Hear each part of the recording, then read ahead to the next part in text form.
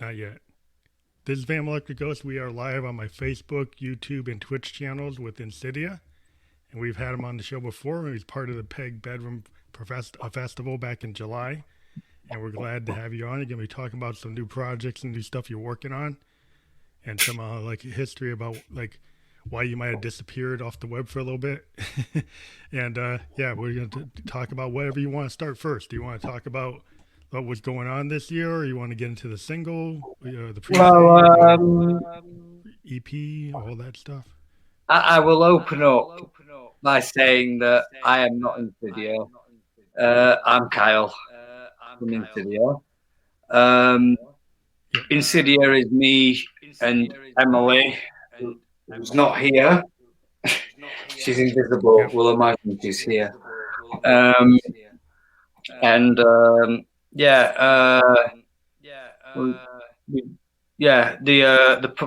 festival that we played at, it was really great. I think there was loads of really talented artists on, and it was just a great way, to get back into it. Because we hadn't, well, I personally hadn't done it for a while, but Emily, she sort of joined this project in January. Mm-hmm. And she's been brilliant so far. I think you interviewed her recently. Yeah, I did a separate interview for her. Yeah, and we were gonna try to have her do like a solo performance as well at some point. Yeah. She messaged me about it. She was like, Kyle. I was like, yes, Emily. She was like, well, what do I say about when the EP's coming out? I'm like, you say nothing, Emily. You say nothing. And she was just like, why? And I was like, because I don't even know. But we did a little, like, if we can talk about the EP first, for sure. Yeah, because that's like the latest thing. But you got a pre-save first. Do you want to talk about the single? The Cartoonist. Single, right? The Cartoonist. The Cartoonist is so. It's a long story. It's better in going off about why I was absent for a while. To be fair. Yeah. But basically, what happened was we had I was sort of going a bit full screen, full on for a while, and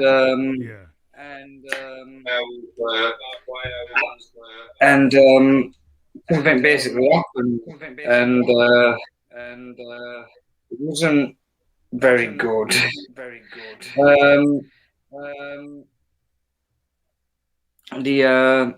What basically happened was my dad passed away during the first lockdown, and it was just before me and Regina Faye put out Dior, which we both had big plans for. We were both doing a paid social media marketing campaign for it, and I believe I put in something like 400, 450. I don't know what Regina put in, but we planned out a marketing campaign, we put it out, and what basically happened was, so far through the planning for that, my dad passed away, and it dawned upon me that I was going to need to take some time out. So we got the music out, and we finished off the marketing campaign, and frankly, within its first week, it did numbers that because the week that it came out was the week of my father's funeral. And the week that it came out, it did help cushion the blow a bit, because I was just full on me nut on dopamine from it, and then this is kind of went a bit downwards. But luckily, the single after that was Colours, which I actually wrote way before and recorded way before. I was just saving it, and I popped that out afterwards, did the marketing for that. But after that, I figured, right, I'm going to take some time to myself, because if I don't take some time to confront what's happened, I'm never going to do it. And by the time I do get around to confronting it, I'm going to be far worse than I will be now.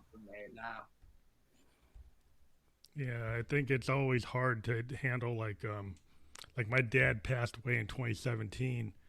It was actually just before I started a project, and I had no idea what I was going to do. And after he passed away, it gave me a lot of like emotional content, and I ended up meeting this individual in Los Angeles through the net, and we proceeded to get into a really interesting, project. That we and then what happened is, like, in the middle of that project, some people in her life passed away. So it was like, it started with my dad passing away, and then she had like an aunt pass away, and it was like, wow, this thing is like life is getting in the way of everything. I mean, I understand that. Yeah, it's for me, it's been like more than over a year. Like, don't know, like, but how I looked at it was there were points where I was sat in a car with my mate, and we were going to the gym in, I think it was April this year, and I was going to the gym with them. We just opened up, and first day we were like, "Oh, we'll go to the gym." I mean, you can't see it on me, but I have made some improvements. But and one of them turned around and said, "What's going on with Insidia?" And I was just like, "I don't know." And just thought, well, I thought you had something there, to be honest. And it was the first time it had really, like, hit your head that you maybe should get back into it. Maybe I should get back into it. And well, I think we have something special there. And I was like, no, I love your stuff. Genuinely, I'm not even speaking as your friend. I love your stuff. And I was like, right, well, you know what? I'm going to sit and think about it. And it took me a while to think about it. And I thought, what were it? Like, I'd encountered Emily before, because the person that's doing cinematography for our future stuff is the person that put me on to Emily. Now, I'd tried with other singers, and it just never worked. They all wanted to do different things. We had one that, like, for when I asked them to be the singer for the project, that it was just to do backing vocals. It was like, no, I didn't ask you to just do backing vocals. And the other one, it was like more that they didn't think it was going to work. I don't think that they were used to working with another artist on a project. So I ended up getting really frustrated, and then but also really motivated. Because I was thinking, like, right, people like this stuff. And my daddy was a drummer, really good drummer. He did all Neil Peart sort of rough stuff. And I think the decisive moment for me was I got blackout fucking wasted, pardon my language, one night. And I just thought, well, my dad loved Into Infinity. Would he want to see me quit? And if he loved Into Infinity and he was a harsh critic, I can probably go on to do instrumental stuff and do well from that, which I was doing before, in my opinion. So I started out like just wiping away these songs, these instrumentals that are coming up pretty soon. Cartoonist being the third one that I wrote. And then I wrote Meteors first, then Burr, which is actually the nickname that my dad got from his friends. I wrote that third, and then I wrote Skinwalker fourth. And I'm really proud without it both now. So those are all songs that are going to be on the EP? Well, they were all. See, the thing is about EP is it guts me to say it, but it's not coming out as an EP. I mean, I'd love to have it. But the thing is, the EP was meant to be 5 tracks, and it's been whittled down to 4. And that's because, unfortunately, the MacBook that had all the stuff that was pre-production on it got robbed. And all we've got left is like 2 minutes of Skinwalker, which was shaping up to be one of my favourite. We've got the masters of Cartoonist, Meteors, and Burr.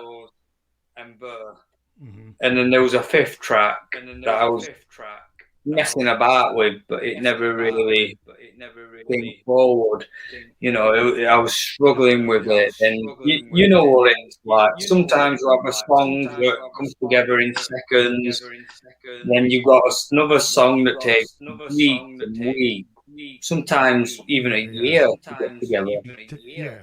There's some songs that you work on, and you're like, I got a whole album in 2017 that I put on the shelf. It's got and I think it's got some of like my best songs called Dark Ghost. And I was even going to put it on vinyl, but it was all about this relationship I had with this person I had met after my dad died.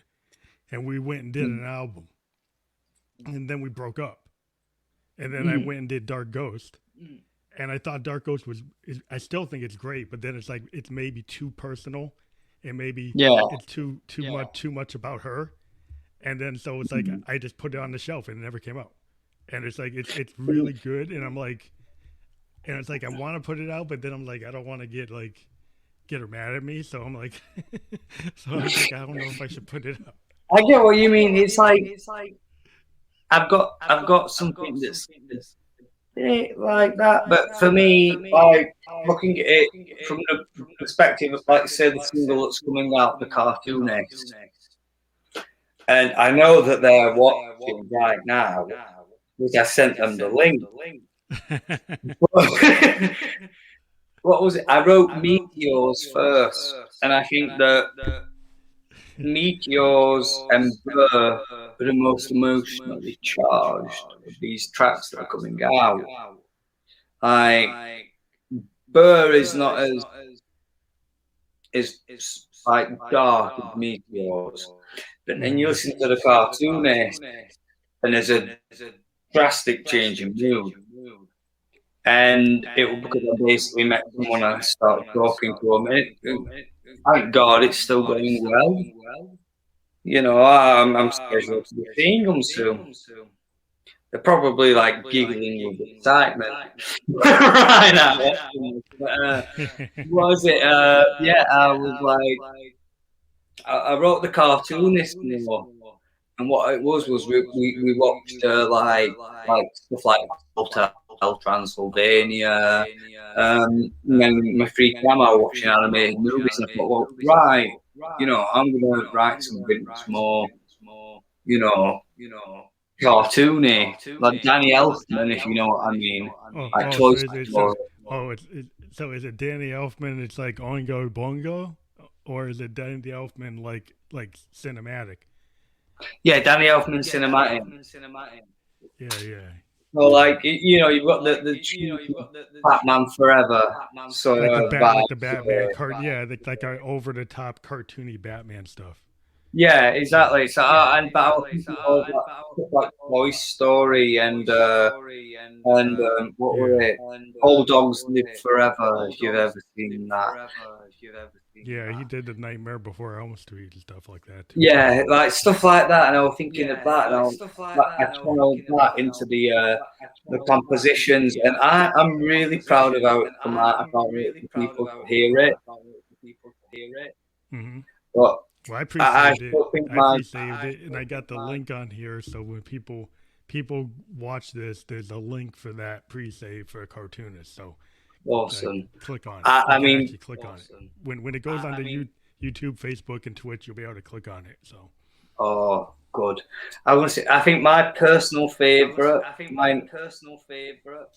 I mean, there's a bump in the quality of the strings, but it's obviously not quite there yet. But on the future stuff, see, I've got there now. How did you do that bump? How do you increase the quality of the strings? How do you increase the quality of the strings? Right. So here's my secret. It depends on what you want. So, for example, if you've got something like I have, I've got Spitfires Albion Neo, which is a very, very full sort of sampling tool, but it's also got it's laced with EDNA, which is like I don't really know quite what it is, but it's. Give me a second to formulate it into words. So the first thing is that to get a bump in realism, you need to figure out, the range of the orchestra and how an orchestra actually works. It's a living, breathing organism in its own sense. So how I would mix it, and I don't know how it comes across to our viewers, is so cellos this side, your cellos here, you'd have your flute, and you'd have your piano here. And then you'd have your brass. Oh, you're talking about your brass. Oh, so like it's like a little. Yeah. Like a little there's a certain range that yeah. So for example, your cello. So it's the range of the sound. Your cello can play within the a bit within the range of your violins, specifically your second violin.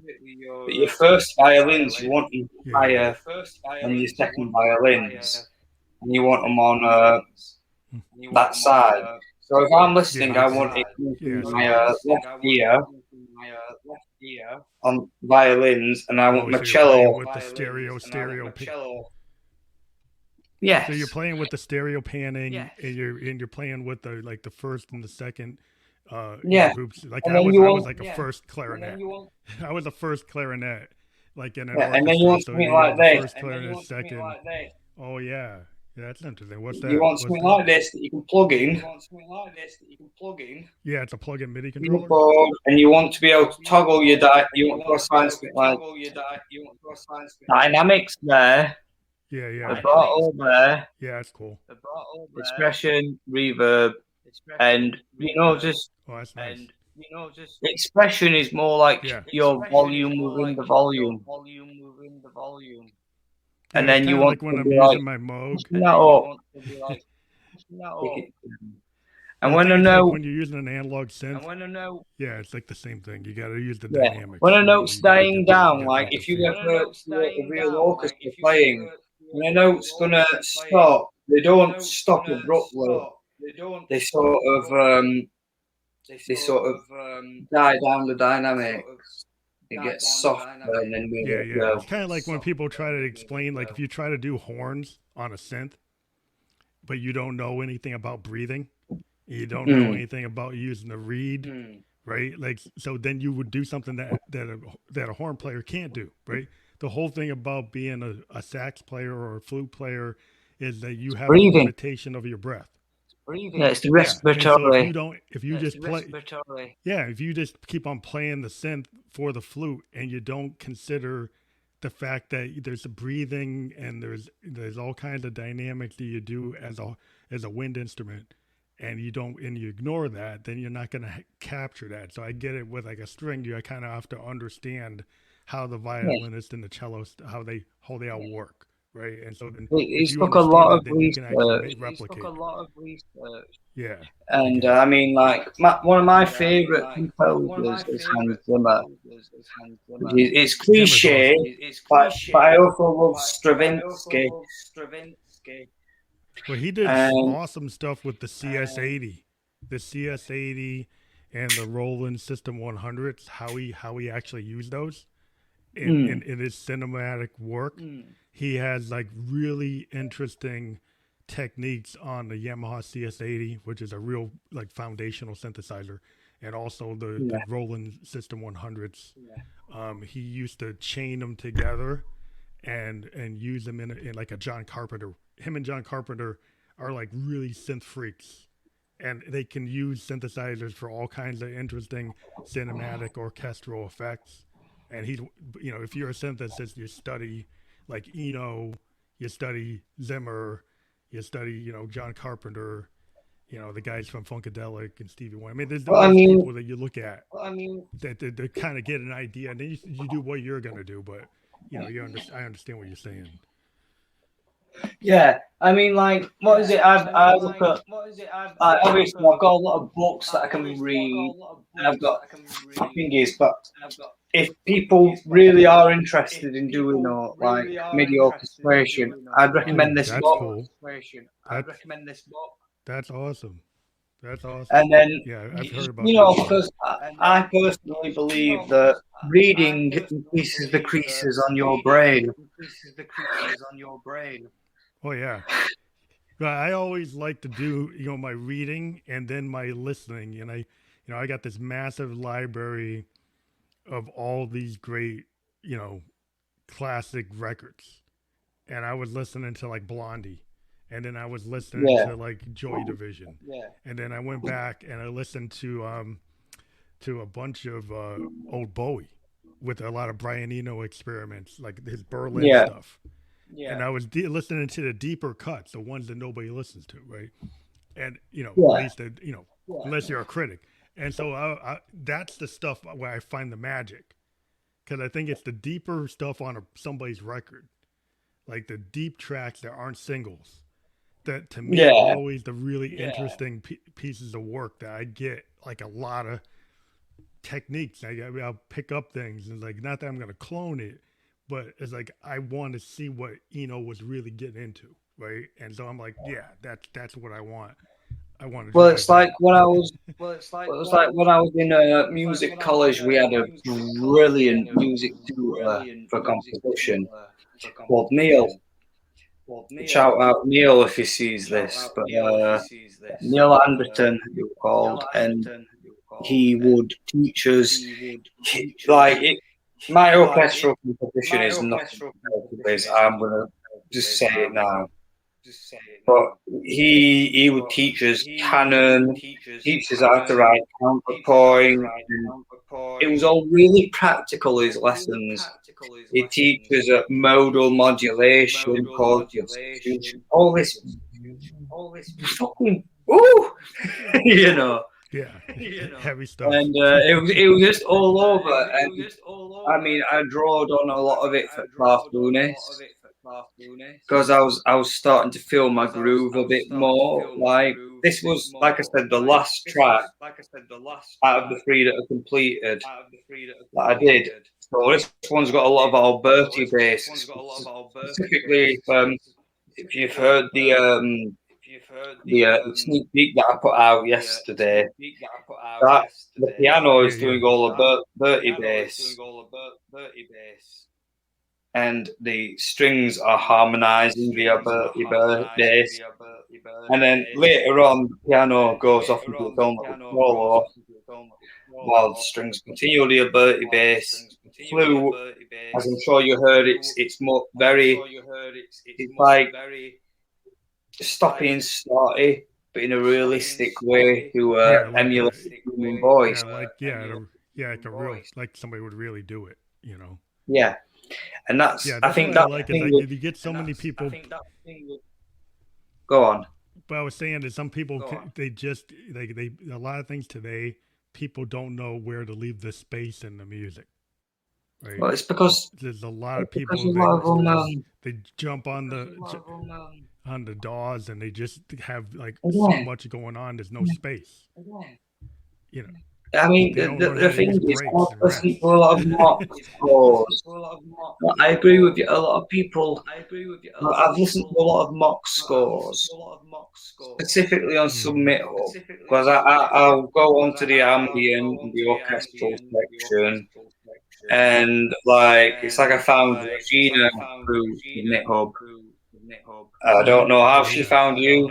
Maybe she found you through Submit Hub. I don't know. I found her. I think I found her. I think on Instagram, like I always do.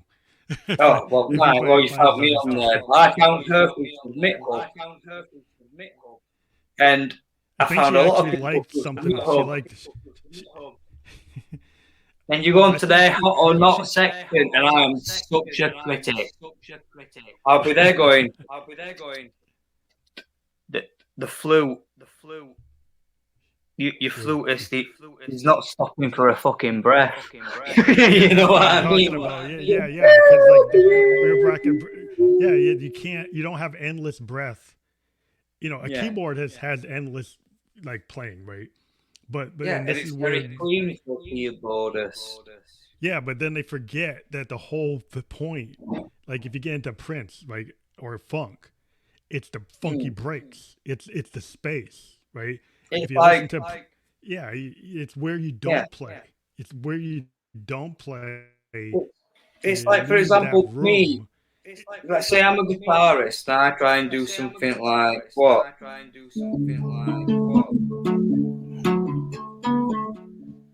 That for me, it requires tapping. Mm-hmm. And it requires, use of all the fingers pretty much. If I went like,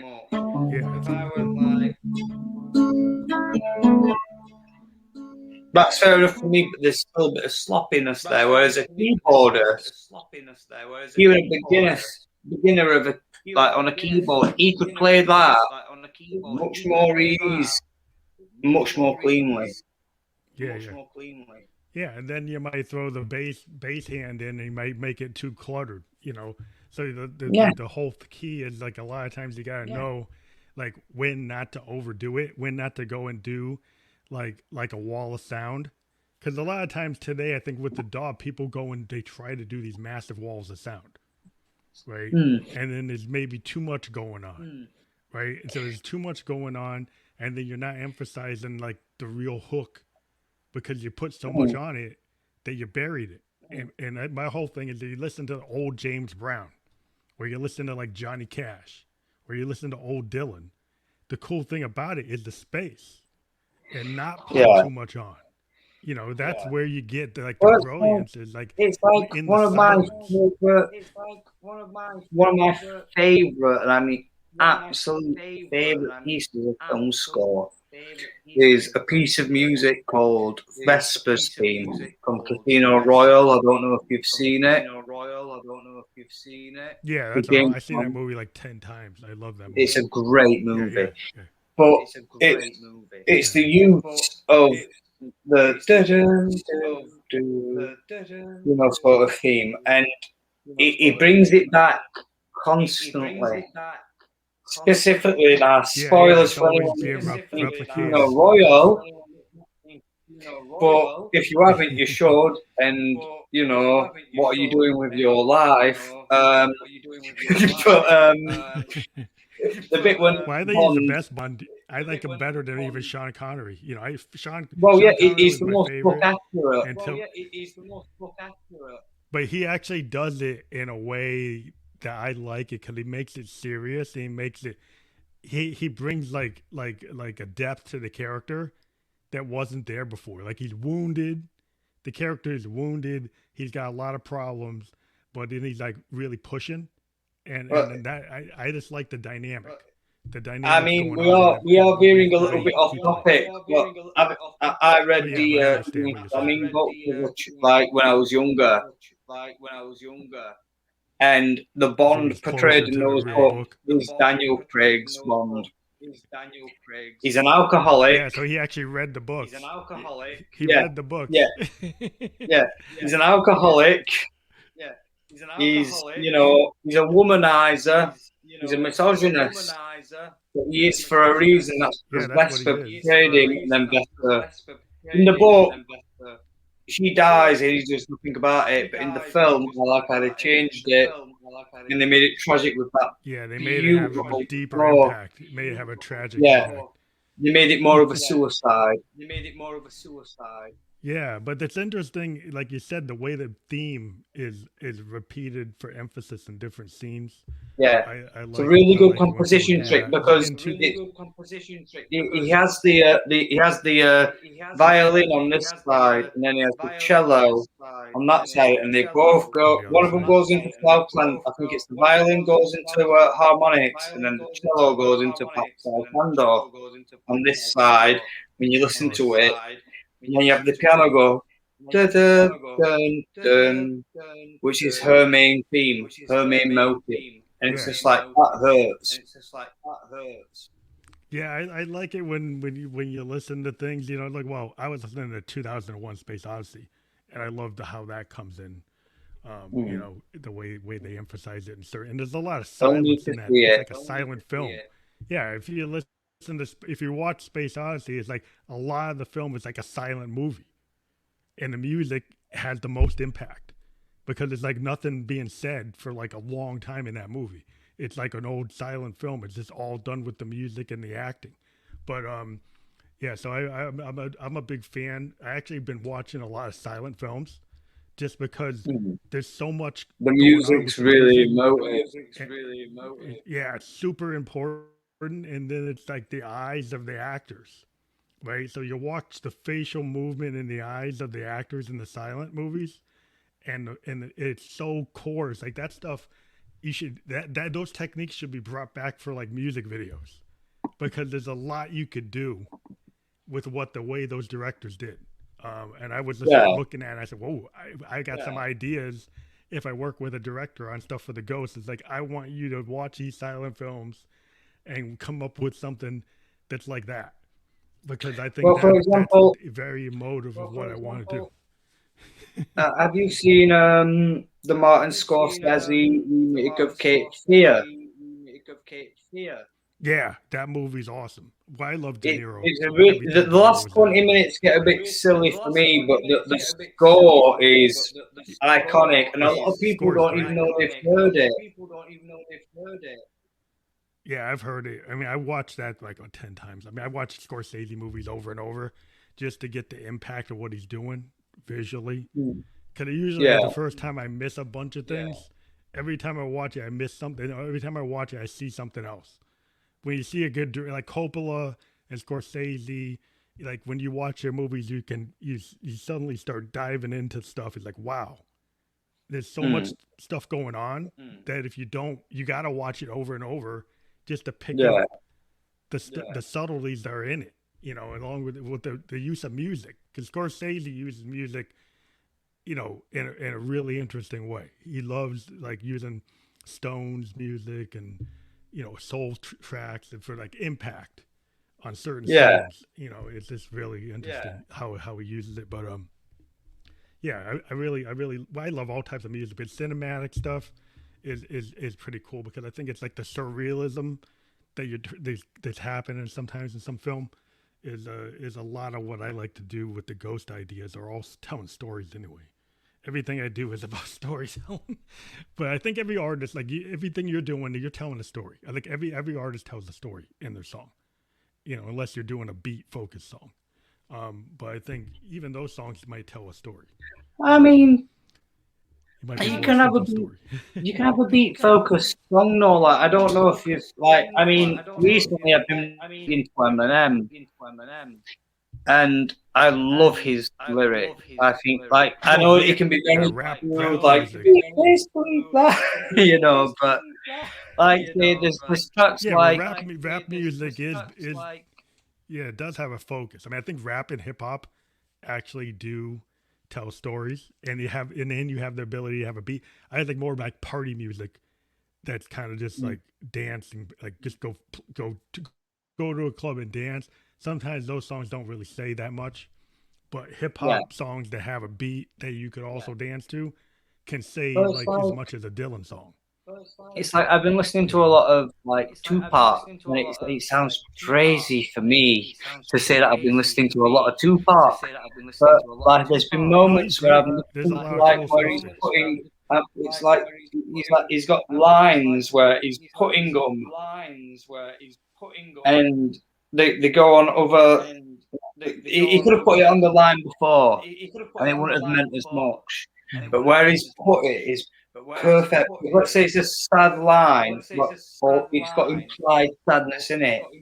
You'll put on the line before, you won't notice it, but because he's put it where he's put it, it brings it out. And it's good. That's actually hit me. I don't know how he's done it, but he's really like it goes beyond. Well, I think just, like when I think about yeah, popping it down I think on Earl Sweatshirt. minor chord. It goes more to this slice, structured this perfectly. Yeah, I think Tupac, he had the word placement and the construction. And that's a lot in hip hop. Hip hop is all about song craft or lyric craft. It's more like spoken word lyric craft. Yeah. It's got a lot. Like if you Double listen to like entendre. Johnny Cash or yeah, I mean it's a lot like what Johnny Cash and Dylan used to do. The wordplay is so important to the song more than like it being a perfect pitched vocal. It's the structure of the lyrics and integrated into the song, you know. And like Cash had this kind of railroad train thing going on. Then the way he emphasized that train, like if you listen to like any of his songs, like Folsom Prison, or you know all these songs, that he would get into these songs and have this really unique beat. And it wasn't about that he had the greatest voice or vocally, but the impact of his voice and how he placed those lyrics. It's like the way Tupac does it, like Dylan does it, and even a guy like today, like Earl Sweatshirt. Earl Sweatshirt, like his work is kind of defined by like extreme melancholy. It's like super Well, it's a bit like Insidia, though, isn't it? Yeah, I guess so. I would say, what was it with Johnny Cash? I can't listen to a lot of Johnny Cash because Johnny Cash makes my little scorpion over there get very violent. He gets violent? He gets to be the scorpion He gets violent. She'll pop out that cage and she'll sting me to death in my sleep. She'll take my eyes. So are you saying that that your EP, you're not putting out the EP, or you are going to put out the EP? I'm kind of confused. I know there's a lot of confusion over what's going on with this project, and believe me, I get confused. But basically, what's happening is there was an EP that I was working on around this time this year to start rolling out. And it was an instrumental EP in the style like Into Infinity, Colours, you know. That's the one that's been affected. Oh, that's the one that's affected. Okay. Yeah. You got this new one. Whereas EP with me and Emily, and I mean, like you're more than welcome. We're more than welcome to talk about it and the making of it because, quite frankly, we've nearly finished it. We're very like that close. That's the one that's the one coming out. That's coming out in 2022, right? It's not coming out this year. Well, the album's coming out in 2022 with the old singer. Mm-hmm. Which it's going to be confusing for people. I understand that much, but I've not paid like over $1,000 to not put it out. You know. And, yeah. So you got a record with an old. For everybody to understand, you got a record with your old singer, and then you got a new project with Emily. Yeah, and that is well, we're planning on. Yeah, sorry. Sorry, you're it's putting all right. the old one out first. You're putting the one with the old singer out first. Yeah, right? and then we're putting all the material out with the old singer first. After these instrumentals, and there's going to be new instrumentals made until that album is ready to go. And look, it could take another year. We could get unlucky and put into another lockdown again, but it's not coming out that album until there's videos to go with it. Because it's one of those things we want to push it. And I know the old singer might get angry, but she's getting a 50% royalty split. She's got nothing to be angry about. And well, she's the one that left. Yeah. Well, I know how it is. I got a whole album. I got an album that's on the shelf because I kind of, not that they were on it, but I was inspired by it, so I didn't put it out. But well, you see, the thing is, it's like, well, for me, when it came to the old singer, I wasn't so much inspired, but I also was. It wasn't like I was thinking of her, but I was thinking, right, I've got a concept album that I've got to write. Mm-hmm. And I've got this singer.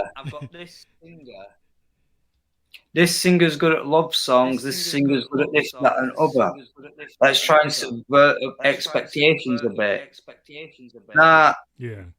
I'll give Rose gets the credit where it's due.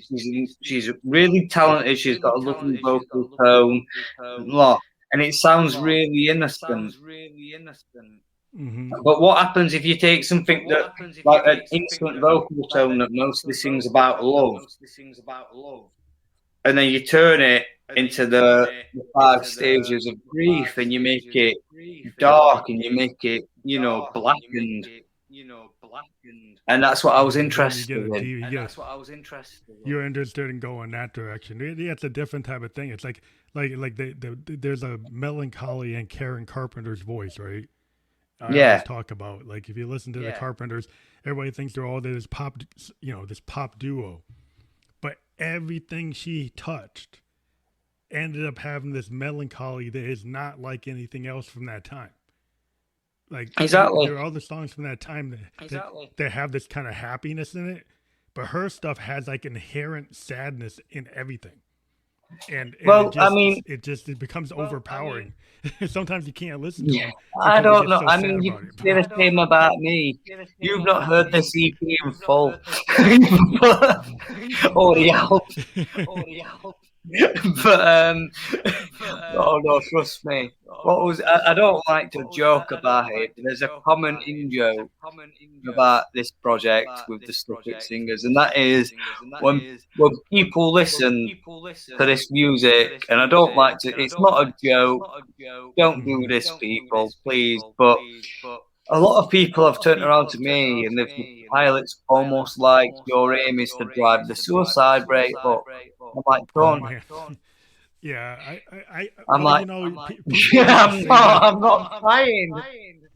No, there's certain musicians that had that kind of vibe, like Bob Mould, in Who's to Do. He had this album called Black Sheets of Rain that was so depressing that, like, you had to, if you're feeling bad, don't listen to this record. Yeah.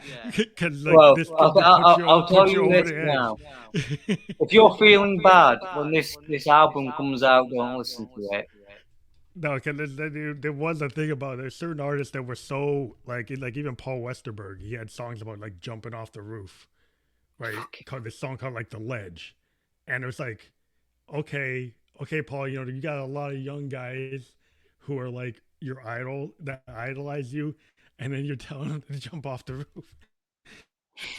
It's like, it's a little much, but I love Paul, and I understand he's kind of pulling this kind of Alex Chilton, Lou Reed thing, and he's going really dark, right? So if you get into really some Lou Reed and Velvet Underground songs, they get really dark. They get really on the edge. Excuse you a second. I need to fart. That's okay. Right. Go on. We're real. We're real people. That's all real. But yeah. I mean, that I think there's a whole thing in music where there's certain people that will tell you producers, all you can, all you just talk about love. You talk about love, him and her, or her and her, or whatever, and it's just all about being like positive and a certain vibe.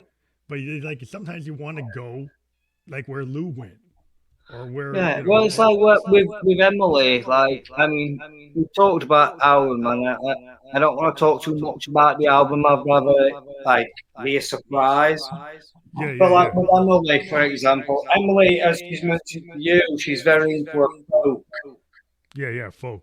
And when we were talking about like the idea of this she came out with this idea of like Greek mythology.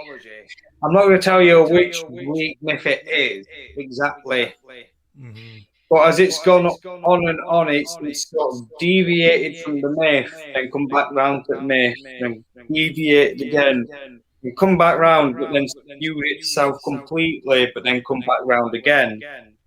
Yeah, and it's kind of like the Odyssey and the Iliad. They well, what is it? We were looking at we looked at it at first, and we were like. We said, right, so we could do Orpheus and Eurydice. We could do Hercules versus I forgot the giant's name, but the giant would keep reviving him. This is a cut track, by the way. We're not doing it. Don't get your hopes up. But the idea would be that every time Hercules took down the giant and it revived itself and got stronger, we'd change genre. Because we're fucking mental. No, it's kind of like going. No, until it got to the point where we were just going pure deathcore or something like that, and I was just like, I'd love to do it. Progressive, but that's modern. That's modern progressive. It's kind of like if you think about like what Genesis used to do with Gabriel, in the same album they'd be jumping around, and with different like. You'd have really dirge stuff and then super fast, rock stuff, and then go back to dirge, go to classical, go here. It's like Yes and all those bands. They just would go all over the map, Well, I mean, if that's the stuff that was scrapped, imagine what made it. Yeah. Yeah, I know. but like we were to have that. We were thinking of like a nice, like in my eyes, I see it.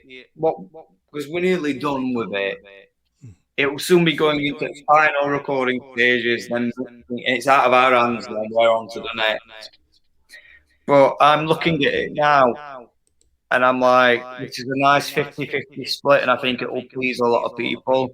The people that like all the instrumental stuff, I see it pleasing, and I see it bringing in a new crowd with the other half of it.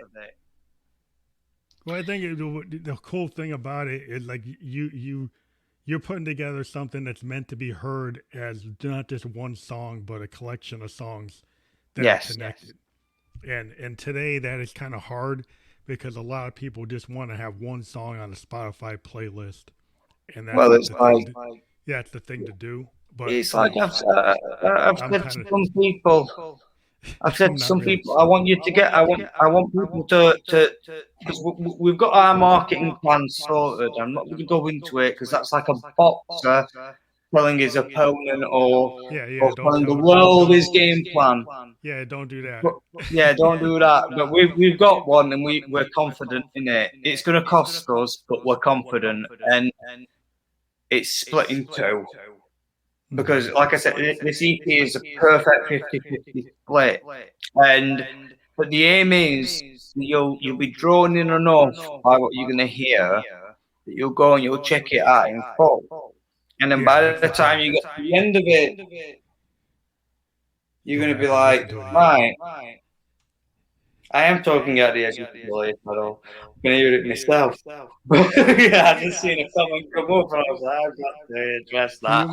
You want to do, you want people to go back and listen to it like they watch. Well, it's not even that. Yeah, I want them to get through the end of it and go. You want to get to the end of it, and then this has got on repeat. It's got more depth. Yeah. Because it's not just one topic we're covering. We're hinting at something else as well, and it's something quite a lot of people have suffer from, and a lot of people know other, people suffer from, because the whole idea, and I'll just let this get really loosely fired off, but the whole idea is, it's memories. Yep. Well, memories are like a trigger, memories. But what could happen to take away your memories? Oh, yeah, like the thing that actually come into your life to do that. Yes.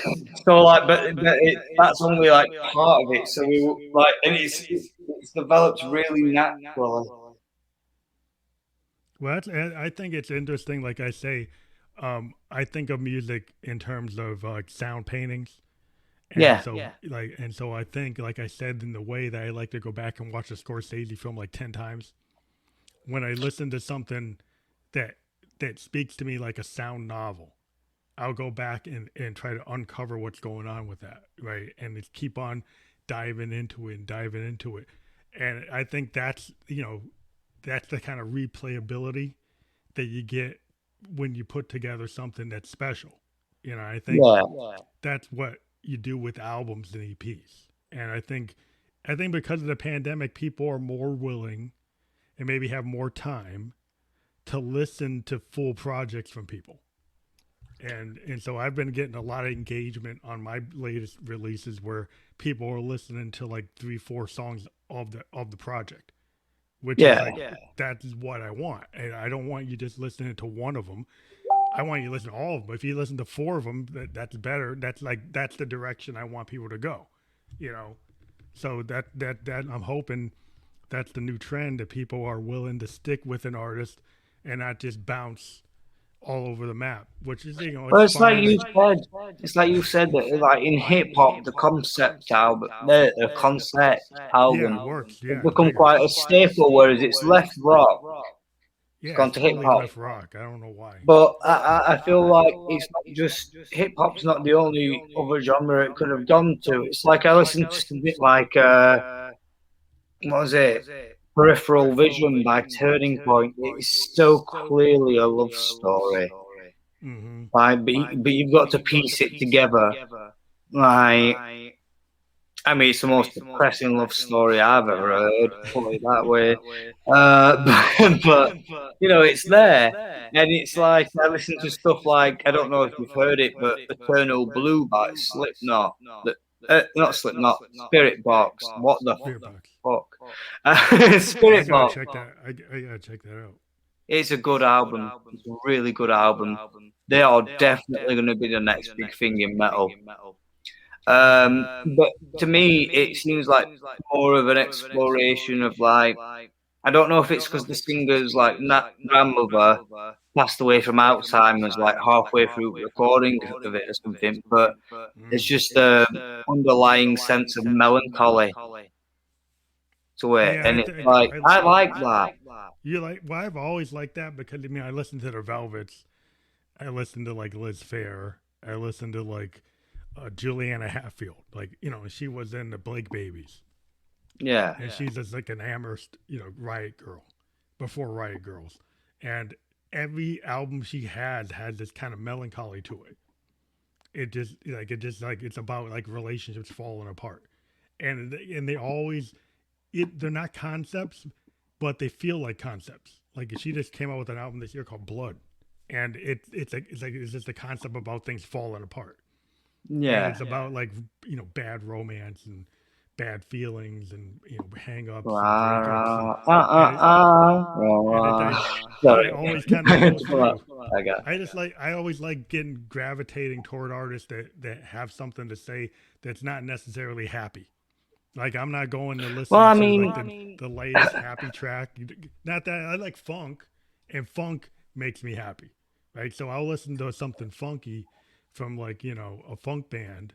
And I've listened to some modern funk bands out of California. They're doing some really cool jam funk. And it's just like, it's like party stuff. But it's like, it's not 3-minute party stuff. it's like 10-minute party stuff. So the thing is, it's like the thing is, I find that music has two purposes, and that is it's either to make you dance or it's to make you think. Yeah, that's true. And sometimes when it makes you think, it makes you cry. I think it's cool when you can merge dance and thinking and get somebody like a Prince, which has always been what I've tried to do, is have a funky beat or have a more hip hop beat or a funk beat or something that's a little more rocking, but then add progressive and psychedelic and rock elements into it. And then you can actually get some like Sign of the Times type of thing. Yeah. Like if you think about like, because Sign of the Times is like, it's a funk rock record with psychedelia in it, and soul. And that is a weird. Not everybody tries to hit that mix. You get a guy like Curtis Mayfield used to do it with Superfly.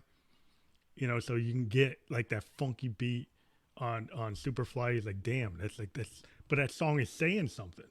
You know, the whole Superfly soundtrack is funky as hell. It's danceable as hell, but it's got amazing guitar, awesome bass, really good horns, and it says something. Well, I found like that's the same with the recent Churches album. Yeah, that's a very good come out, especially like he said, she said, stuff like that. It's like it's coated in a very like danceable aesthetic. But like say he said, she said, for example, like I think even the singer came out and said it. But it's about like expectations that are placed on women in society. Like, oh well, keep yourself fed, but keep an eye on your waistline as well. Yeah, it's sort all of about thing, the destructive nature of the net in relationships. And the thing I like about Churches is they get this new wave beat, and then they have really dense, deep, dark lyrics, but the darkness is not in a. It's not very upfront. It's very it's not in a dirge beat. It's not like sometimes you do dark albums and it's a dirge beat and it's slow and it's like it's gonna put you to sleep, right? But they do funky, new wave, dynamic beats, but then have really dark content that if you listen to the song at first you wouldn't know it's dark, but then when you actually uncover the lyrics, you're like, this is dark as hell. Yeah. Well, it's like what is it? It's like I found like you would say the same about the Smiths. Yeah, Smiths are like that. Yeah, they're like that. Same as you could also find the same about the Cure in some places. Yeah, the Cure are like that too. Like a lot of 80s bands, and that's 80s bands, and that's 80s, 90s, and that's why I say that the Churches, they're quite the throwback in that manner. Yeah, they got that Depeche Mode, Joy Division, New Order kind of, like you got a nice dance beat, but you got a really killer lyric that it's deep. It's not just about dancing and having a fun time. There's something going on in what the story's about. You know, if you listen to a lot of New Order songs, they've got this kind of darkness about, death and guns and dark. Just gets really dark, doesn't it? Yeah, you're like, what the hell? It's like there's all this death and there's all this darkness and there's people carrying guns around and people dying and being reincarnated and all kinds of weird stuff. And it's just like, it's not what you would think would be in a dance track. It's not what you think. It's like I had this idea for a concept album. We're not doing it. I wish we were, but we're not. We're not. We're not. No. Everybody's probably watching this and going, "He's got ideas for another concept album." Yeah, do it. Get the other side of yourself. It's like, do it. The idea was, it was called Red Circles. Yeah. And but you're not doing it. It got really messy, really fast. So the idea was, it was like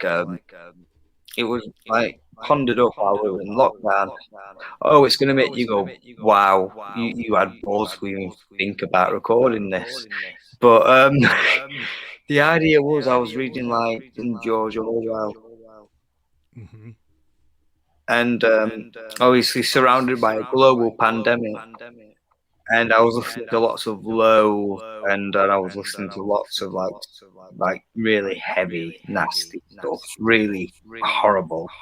And I thought, how can I like adapt all these thoughts that I've got into a concept album that's acoustic? And I thought, well, I can't. So I'll add some distorted guitars, but I'll have it as walls of noise around acoustic or synth.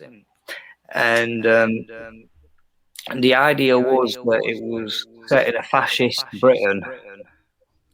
Oh, like a Clash fascist Britain, like what the Clash used to rail about. Yeah, so like set in a fascist Britain with a disease that's going about, and you can't really identify it because symptoms change all the time. But the main prominent thing is it pops up in red circles on you, hence the name Red Circles. I think you should go with it. I think but the thing is, we'll piss a lot of people off.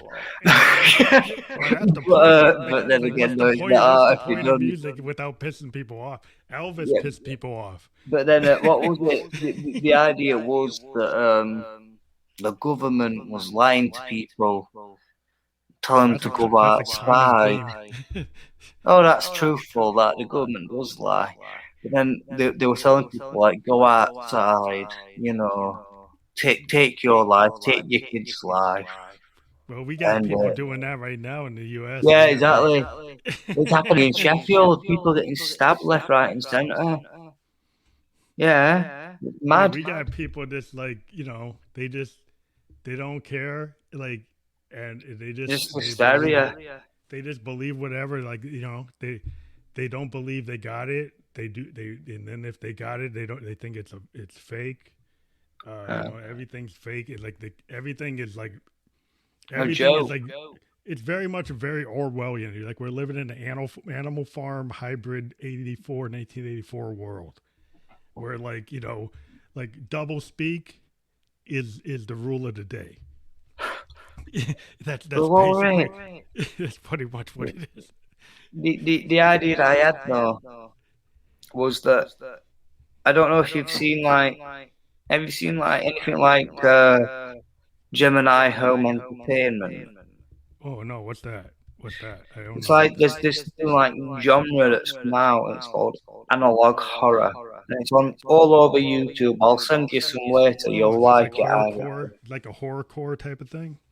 It's not music. It's just video. It's a style of presentation. Like a hacked video, like weird. It's like you know, like old like 80s, like 70s sort of videos. So say like there'll be like messages like popping up on like YouTube. So it's all jammed together and cut real close. Yeah, and it's got analog glitches and all that. Hence the name analog horror. But I was looking at stuff like that. And I thought, well, what if we could have like a music video like that? It was like a PSA telling people to go outside. Oh, you want to breathe in the air, so you breathe in the infection. And then at the end of the video, it would say something like, "This message will repeat until there are none left to read it." Well, that sounds like War of the Worlds. Like so that sort of thing. Really just like really sort of sinister. I think I'd like to go and do it, but I know that Emily's probably watching this right now. She's going. She's like, maybe not. but like Orson Welles got in She's trouble. Thinking, good God. Because Orson Welles got in trouble for doing that radio, making people think the Martians came. Yeah. Could you imagine if we put out something and it was like, guess what? There's a virus going about and the symptoms change, so it's impossible to identify, but it's 100%. If you put that on YouTube, you probably have somebody that believes it. You know. Yeah, exactly. I don't want to be responsible for that. No. I'll wait until pandemic's over, and then I'll capture Emily and I'll force her to do it. Well, even if you put a caption that this is a sci-fi story, this is not real, right? You could put that and have it going over it over and over, Well, And the way it's people like are today, they would still believe it's real. yeah. It's like I've had numerous ideas though, like over lockdown, because obviously when you're in lockdown, all you can think about is the apocalypse. Well, because it's kind of like a mini. It's like a mini one, or it's like a real one. It depends on Yeah, your level of fear. yeah. Well, for me, it weren't so much that. It was just like I'm into like morbid shit. I don't search it out, but like I like my creepy pastas. I like my really creepy like nightmare stories. It's like I Well, I told kind of. Emily we had a rejected this idea got like if it was up to me, it'd have been accepted.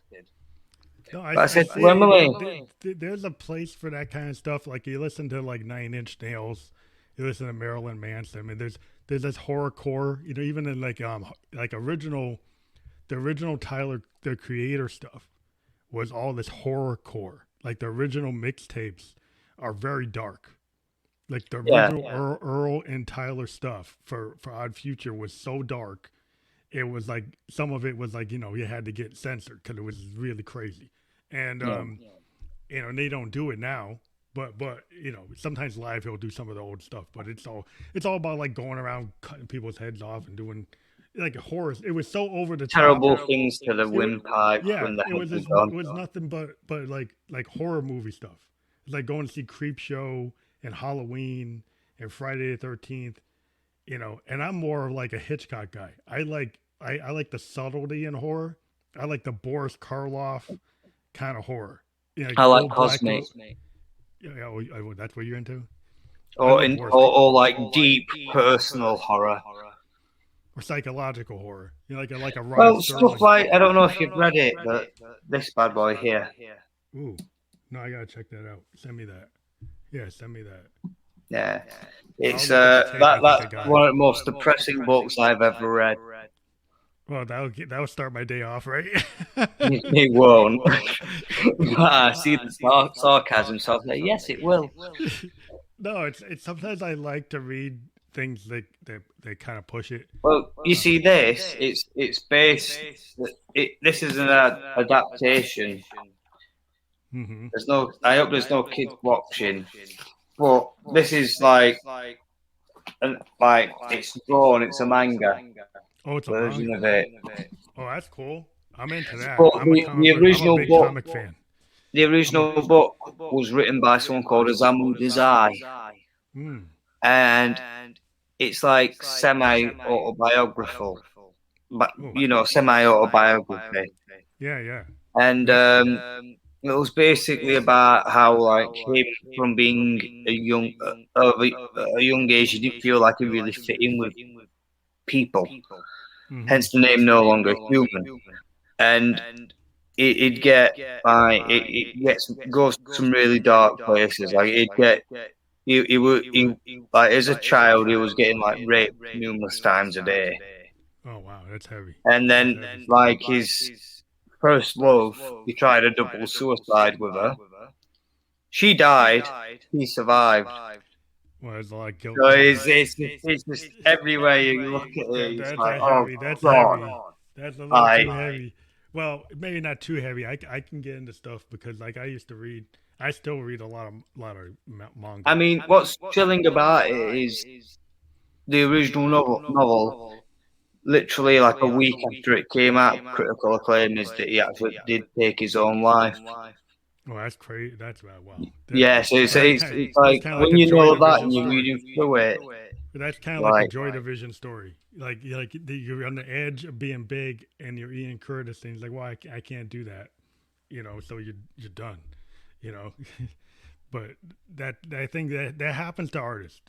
Artists are like they do their breakthrough thing, and right when they're gonna get the most attention, then they can't handle it. Yeah. So it ends up being like Ian Curtis. It ends up being like other people. That's like Kurt Cobain. Yeah. He was on the edge of like super. He was already mega big, but he was getting ready to jump to even mega, right? And he couldn't handle the mega. Mega was already kicking his ass. You couldn't handle big. Yeah, like so mega was gonna put him under, and he's like, "Well, I can't handle it," like. And there's a bunch of stories like that in music, where people they just on the edge of breaking through, they just can't handle it. But we are at the like 1 minute, 1 hour, 10 minute, and some of our providers can't go beyond that for distribution. So we'll have to maybe do a part 2. Yeah, that's fine. All right, that's fine. Well, Yeah, we can do. We can do another one if you want tomorrow. I think I've got to practice with another project. We can talk about that another time when it's more closer getting there. Yeah, if you want to do it closer to when it comes out, because it have more impact, we can do that. Because this that'd be awesome. Help push your pre-save, and like I said, the pre-save is going to be on the links on the YouTube and Facebook versions of this podcast, so you'll be able to click right through to the pre-save for the Cartoonist. So everybody go and check out the link tree that's there. But do it. Otherwise, Emily will drink your blood. She'll track you down. And remember, I'm not lying. I'm not lying, mate. Like, honestly, I don't know where she is. Well, that's okay. But we're doing a podcast festival again in February 11th through the 13th. So if you guys are ready at that point, we're going to play again. We're going to do that whole weekend in February, the 11th through the 13th. So if you have the ability to do it, we'd love you to come back on and do it. We're setting up bands for it already.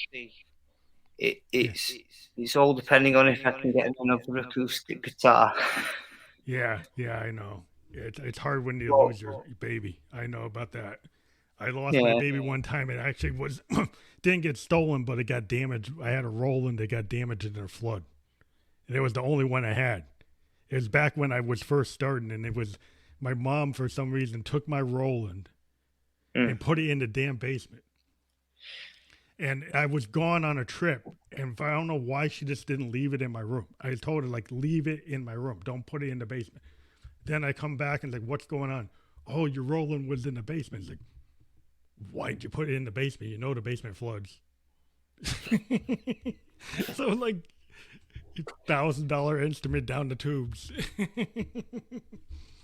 That's a hurt. Yeah, I understand the hurt. That hurt me big. Yeah. See, I'm gonna improve. I'm gonna take a step up on it. But yeah, I'll let you know. We'll confirm at a later date. Well, we're gonna do it again next year too. I mean, we're doing one in February. We'll probably do another one in July. So maybe by then you'll have your guitar. We won't be able to do July. Well, what are you doing in July? Emily's on holiday. Oh, well. I know. I thought the same. I was like, "Oh, we're gonna plan a tour, aren't we?" And she was just like, "How long is she on holiday?" In June for 6 months. I was like, "God damn you!" How long is she gone? 6 months.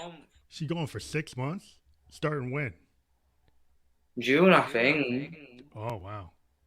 Yeah. So if we did it in May, if we did it in May, she could do it in May. Maybe. But that depends on if it's just us, because we'd rather have it so we've got like material. Quite, because how I'm thinking of it is, it's like the people that will come to watch are those that have watched before. So I'd want something new for them, and I'd also want the other stuff that we've done before to have it fully kitted out, so it's like almost like a studio. Well, we're doing the thing, most likely in July. If we might miss it, we're doing it in February. We'll probably do it in December too. So we're gonna try to do 3 times next year. December will be fine, I reckon. I think she'll be back for November. Okay, yeah. So maybe you'll hit us on the November, December time. So, yeah, that'd be great. Plus, it gives other artists a chance to shine before we come in and just consider it. Yeah. Well, you guys did so well. You did really well. A lot of bands played, but you guys had a lot of participation, so that was good from your audience. And so we're happy. We're trying to get some sponsors this time. Cross my fingers. We're trying to get sponsors that actually give bands that play stuff. So so I can't say who, but they would give you like equipment. So that's what I'm working on. So we'll talk to you about it later. And Yeah, definitely. That'd be great. Have a good rest of the day. It's like evening time, or what is it now? Morning? It's night time. I'm going to go watch a film with Squid Game with my girlfriend and beg people to pre-save. I'm going to get some dinner. Honestly, I scrumped like a full steak and ale pie, chips and beans like in 5 minutes before I came on here. Don't worry, I'm full. Alrighty. Right. See you. You take care. Have a nice night, everyone. Bye-bye. Bye.